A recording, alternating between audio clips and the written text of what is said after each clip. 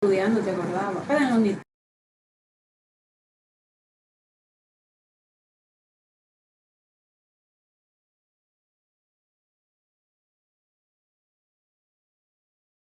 Hagan una ley que sea ilegal.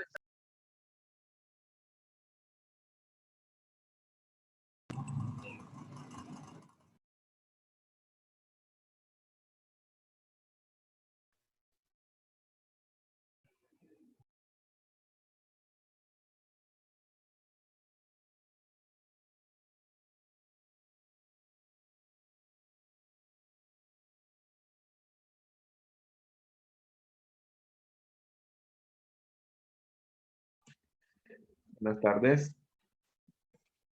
Buenas tardes, ingeniero.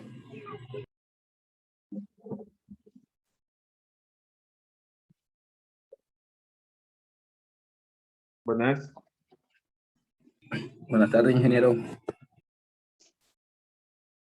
Buenas tardes.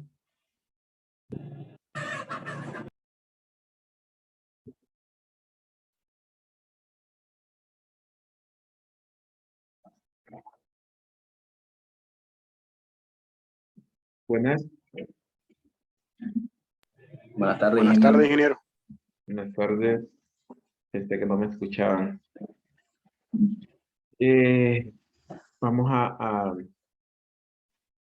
Bueno, vamos a terminar de ver lo que es los conceptos de flexión pura. Solo se nos había quedado un tema que era cuando teníamos elementos con diferentes materiales.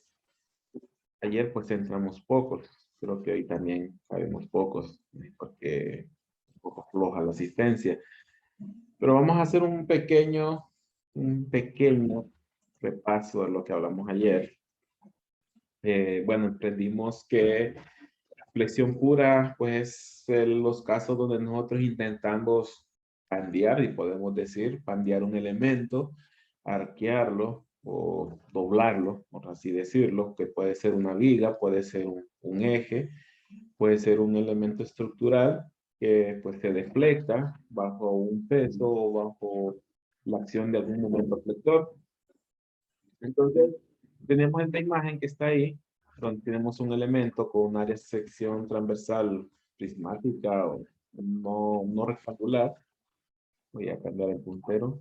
El cual está aplicándosele un momento flector en sus extremos. Entonces, al aplicarse ese momento flector, pues este se va a arquear. Así como está el momento, pues se arquearía hacia abajo. Si se invierten, como en la otra imagen, pues se arquearía hacia arriba. Entonces, eso es flexión. Ahora bien, cuando estos dos momentos, bueno, tienen que ser de la misma magnitud, pero las cargas que lo generan están en el mismo plano horizontal, eso es una flexión pura.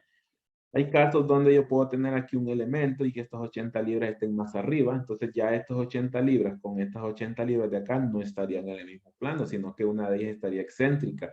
En esos casos ya no es flexión pura y eso pues tocaría para otro tema.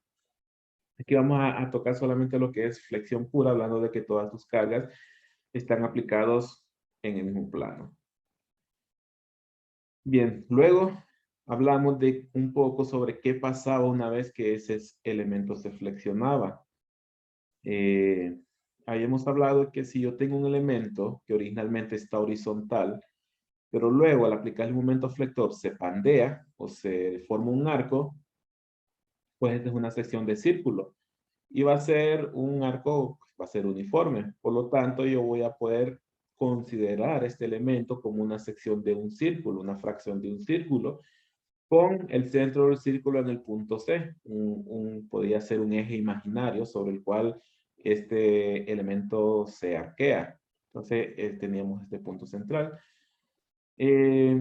Hablamos también que si yo pudiese dividir este elemento en varias superficies perpendiculares como dicho, direccionadas hacia el eje central, el eje C, y cada una de estas superficies yo las marco como una línea, esas superficies en flexión pura deberían mantenerse uniformes, así de formación, todas dirigidas hacia el punto C. Y si cada una de estas superficies yo las pudiese ver de frente, tendría esta imagen. Pues este es un rectángulo. Y todas las superficies, no importa cuál yo corte, va a tener exactamente la misma forma. Mismo ancho, mismo alto. Eso pasa pues en la flexión pura.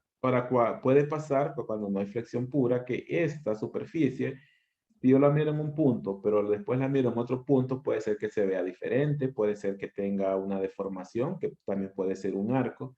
Entonces en esos casos ya no sería flexión pura.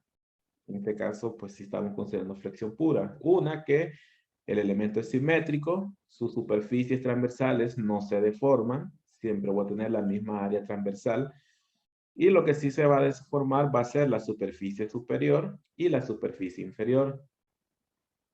Hemos hablado que si tenemos este tipo de deformación, es decir, que el elemento se arquea hacia arriba, la superficie AB, su longitud va a disminuir. Y la superficie A'B', su longitud va a aumentar.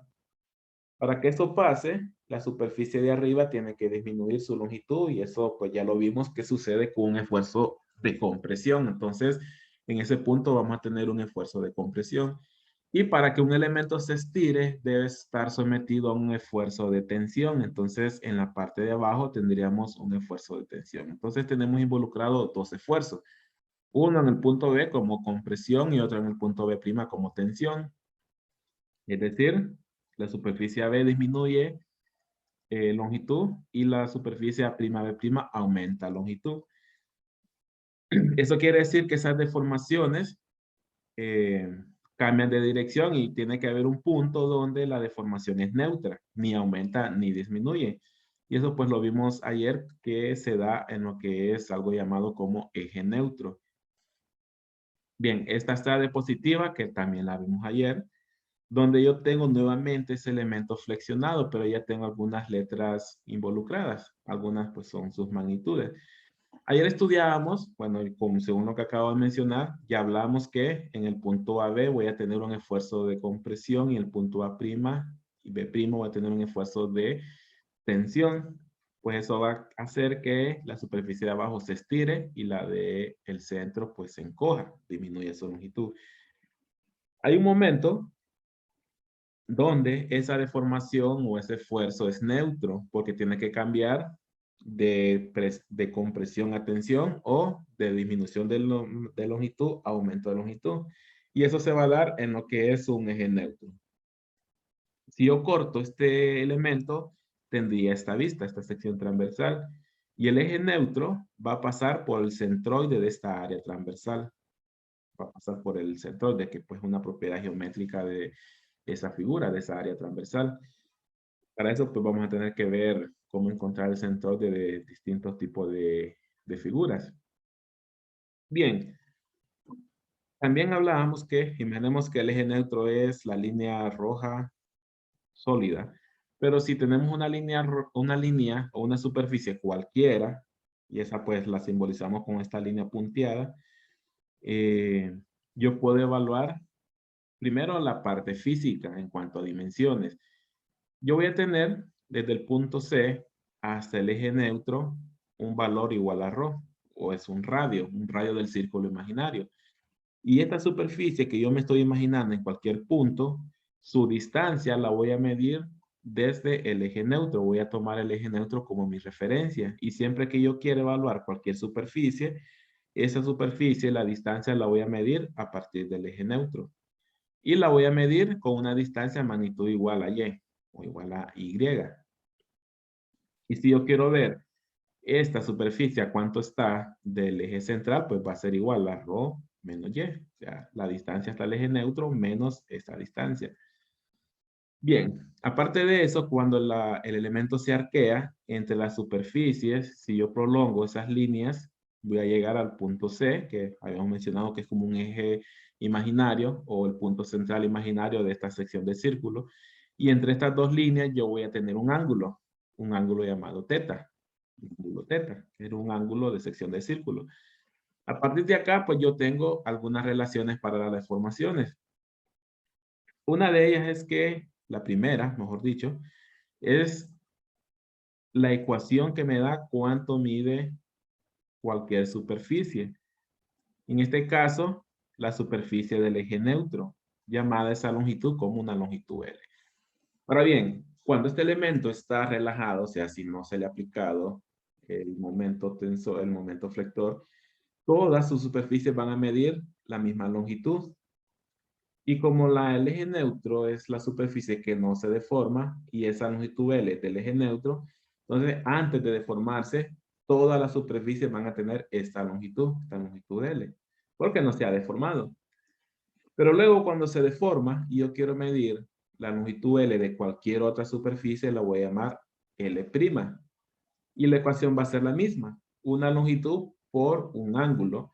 Pero ahora la longitud ya no va a ser al eje neutro, va a ser la longitud a la nueva superficie. Y eso va a ser pues la longitud del eje neutro menos la distancia que yo tenga entre las dos superficies. Y esto ya lo encuentro con esta ecuación.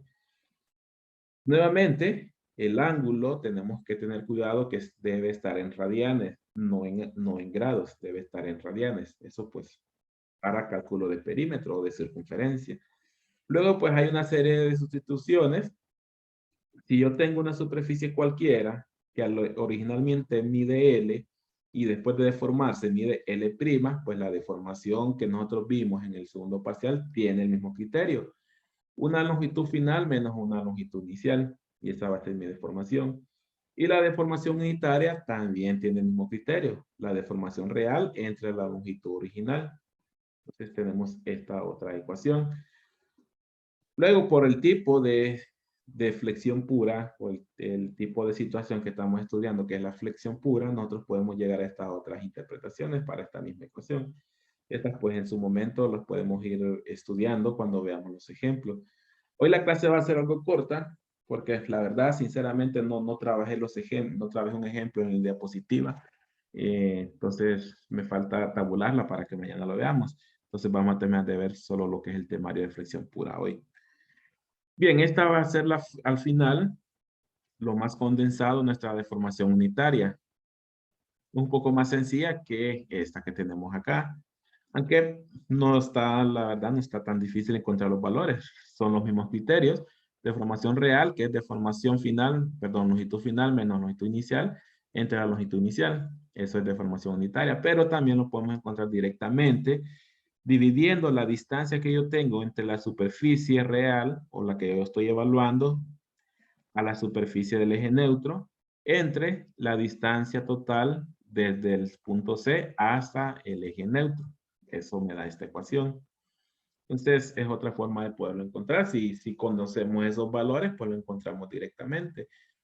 Y luego, pues hay otra relación que es deformación unitaria de cualquier punto versus la deformación máxima que yo puedo tener en mi elemento. Si vemos aquí, la deformación unitaria depende de la deformación real y la deformación real depende de la diferencia que yo pueda tener entre la longitud final e inicial. Entonces, entre más grande sea este valor, más grande va a ser mi deformación unitaria.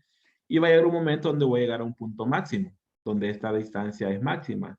Viendo el dibujo, pues, a simple vista, esa distancia máxima sería entre el eje neutro y la superficie de arriba. No siempre va a ser así, porque va a depender de este tipo de figura. Porque si esta fuese esta misma figura, pero al revés, o sea, viendo hacia abajo, el eje neutro estaría tirado más hacia arriba. Entonces, el punto máximo sería en la superficie inferior. Eso va a depender de dónde obtengo el Y máximo. No siempre va a ser la parte de arriba. En este caso, sí. Entonces, aquí yo tengo mi deformación máxima. Vamos a ver que ahí también se va a dar el esfuerzo máximo. Y si yo aquí tengo mi deformación máxima, a esa distancia la vamos a llamar un valor C, que es la distancia máxima entre el eje neutro y la superficie donde yo tengo la mayor deformación. Luego, cualquier punto intermedio, esa deformación yo la puedo evaluar con respecto a la deformación máxima que yo tendría en este punto, como una relación de Y en cualquier punto entre C, recordando que C es la distancia máxima. Entonces, esa es otra forma de poder encontrar la deformación unitaria. Luego pasamos a esfuerzos. Estuvimos hablando de esfuerzos ayer. Pues un repaso, ya mencionamos bastante. Ya mencionamos bastante sobre los esfuerzos. Bueno, regresando un poco, así como está este elemento, yo tendría un esfuerzo de compresión en la parte del centro y un esfuerzo de tensión en la parte exterior. Entonces, si yo hago un corte, imaginemos que en este, donde está el eje Y, si yo hago un corte, puedo dibujar la distribución de esfuerzos a través de ese corte. Si yo pudiese dibujar la distribución de esfuerzos, tendría esfuerzo de compresión en la parte de arriba y de tensión en la parte baja, y la línea punteada como el eje neutro, o sea, donde yo no tengo deformación y por lo tanto tampoco voy a tener esfuerzo. ¿Por qué no voy a tener esfuerzo? Porque ya estudiamos anteriormente que, bueno, dentro de la zona de elasticidad podemos aplicar la ley de Hooke, y ese me dice que el esfuerzo va a ser igual a la deformación unitaria por el módulo de elasticidad. Y si en el eje neutro no tengo deformación unitaria, pues dado que no se deforma, entonces mi esfuerzo va a ser igual a cero. Entonces por eso tenemos esta diagonal que intersecta esta superficie. A partir de ahí, pues tenemos o esfuerzo de compresión o esfuerzo de tensión. Otra forma de conocer, bueno, esta ecuación sigue siendo válida siempre y cuando nos encontremos en la zona de formación plástica, de formación que no es permanente. Cuando miramos eso en el segundo parcial, pues en la zona donde si yo aplico una carga o un esfuerzo, voy a tener una deformación, pero cuando ya la quito, el elemento regresa a su posición original o a su forma original.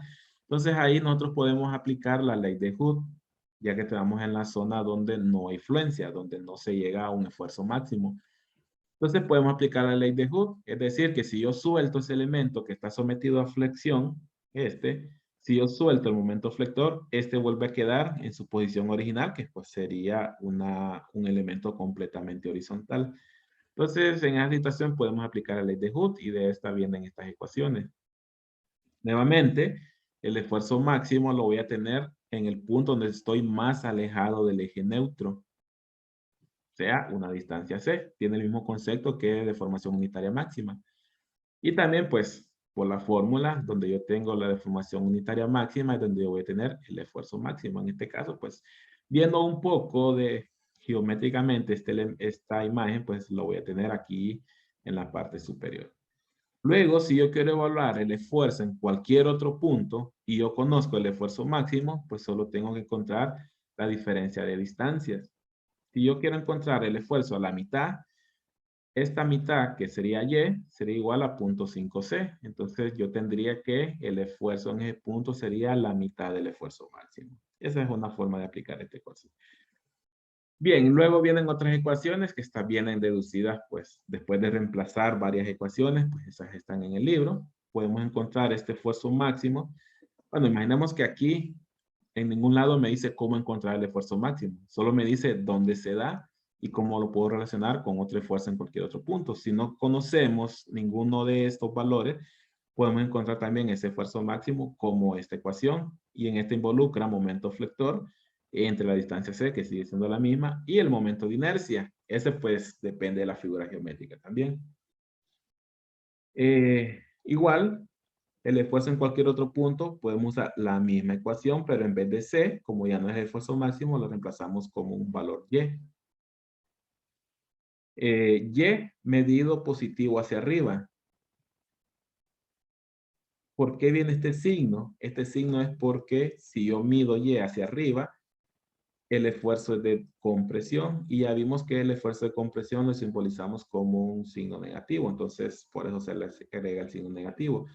Y hacia abajo Y es negativo, pero como es tensión, el esfuerzo debe ser positivo, entonces el negativo Y por este negativo se cancelan y ahí pues se logra la coherencia en los resultados. Luego pues tenemos otro par de ecuaciones que son las mismas, solo que después de hacer ciertos reemplazos, pero esta es importante porque aquí se reemplaza esta relación de I entre C, o sea, momento de inercia entre la distancia al eje neutro, la distancia máxima, se reemplaza por este valor y lo colocamos como un valor S. Y esta S es el módulo elástico de la sección transversal. Solo depende de la figura geométrica, no depende de un material, solo de la figura geométrica. Del material depende el módulo de elasticidad. Entonces, este valor S nosotros lo podemos encontrar en las tablas de propiedades de los perfiles metálicos. Entonces, cuando trabajamos con perfiles metálicos en tablas, el valor que vamos a encontrar va a ser este valor de S. Luego, pues solo necesitamos el momento flector y con eso vamos a saber el esfuerzo máximo que puede soportar ese perfil. Y pues, a partir de ahí es tratar de no sobrepasar ese esfuerzo máximo para no dañar el elemento. Bien, lo que nos había hecho falta ayer es que todos estos procedimientos que hemos estado viendo y sobre todo esta de la distribución de esfuerzos aplica, así como está ahorita, y estas ecuaciones aplica para aquellos casos donde el elemento tiene un solo material. Pero ¿qué pasa cuando el elemento cuenta con dos tipos de material? En un lado puede ser aluminio y en otro puede ser acero, por ejemplo, por decir un par de materiales. ¿Qué pasa con esta distribución? La distribución no va a ser la misma, porque este esfuerzo va a depender de esta ecuación. Este esfuerzo máximo y cual esfuerzo en cualquier otro punto va a depender de esta ecuación, donde esfuerzo, o perdón, deformación unitaria solo depende de parte geométrica, pero el módulo de elasticidad depende del material. Entonces, si yo tengo dos materiales diferentes, ¿qué va a pasar con esta distribución de esfuerzos? Ya no va a ser uniforme. O sea, aquí esta diagonal que tenemos no se va a comportar completamente como diagonal. Entonces regresamos a o pasamos, mejor dicho, a la siguiente imagen. Imaginemos que tenemos dos materiales en un mismo elemento. El material 1 que podría ser algún metal, el material 2 que podría ser algún plástico, por así decirlo, como un aislamiento sobre el metal. Tenemos dos materiales diferentes. Esta que estamos viendo sería la sección transversal, no es el elemento visto lateral, es la sección transversal. Tendríamos dos materiales diferentes y aquella distribución que vimos en la imagen anterior, que era esta, aquí va a ser un poco diferente. Nosotros deberíamos de tener esta forma de distribución, pero como tengo materiales diferentes, realmente tengo esta forma de distribución. Y ya vemos que la diagonal no es pareja, por así decirlo. Tiene un salto en este punto. ¿Dónde va a tener ese salto? Pues donde yo tenga el cambio de material. ¿Por qué? Porque en ese punto es donde yo tengo cambio de módulo de elasticidad. En este punto yo tengo cambio de módulo de elasticidad. Entonces, ya mi distribución de esfuerzos no es la misma. Yo puedo tener mi esfuerzo máximo en este punto o en este punto. No sé en cuál. ¿Cómo lo podemos evaluar? Si vemos aquí, esta distribución se intersectaría en algún punto con la otra distribución, pensando como que yo tuviese dos barras del mismo, de los materiales por separado. ¿Cómo evalúo yo las ecuaciones de deformación? De esfuerzo, perdón. La deformación unitaria realmente sí se sigue manteniendo que en el eje neutro la deformación es igual a cero. Pero ¿qué pasa con la distribución de esfuerzos? Entonces vamos a ver a la siguiente imagen. Bueno, antes de pasar a la siguiente imagen, el eje neutro, no estoy mejor pasemos a la siguiente imagen. El eje neutro ahora ya no va a ser exactamente en el centro de la imagen original. Lo que nosotros tenemos que hacer es algo que se llama transformar la sección transversal. Es decir, si yo tengo esta sección que es completa, bueno, es un rectángulo, pero con diferente material yo voy a tener este salto en el módulo de elasticidad. Lo que yo tengo que hacer es transformar cualquiera de estas dos secciones transversal, bueno, es una sola sección transversal, pero formada por dos materiales.